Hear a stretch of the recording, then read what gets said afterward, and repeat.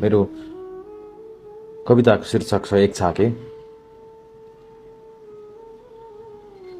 आज उहाँलाई सेतै कपडा सेतो टोपीमा हेर्दा यस्तो लागेको थियो हिमाल पनि सायद कोही आफ्नो गुमाएर बरखी बसेको छ। सेतै कपडामा सेतै टोपी लगाएर उहाँ जहिले अटल हुनुहुन्थ्यो।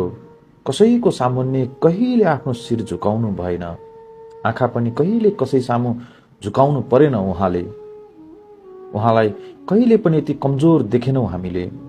सधैँ ऊर्जा थियो अनुहारमा, गर्जन थियो बोलीमा।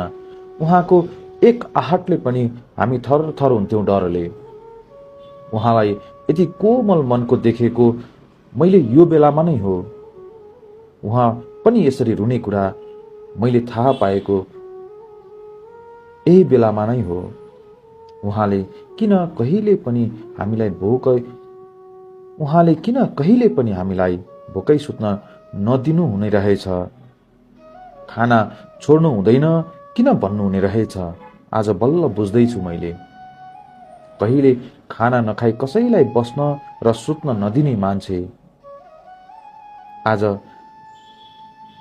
बा आफै आफ्नो बाको एक छाके बस्नु भएको छ। धन्यवाद।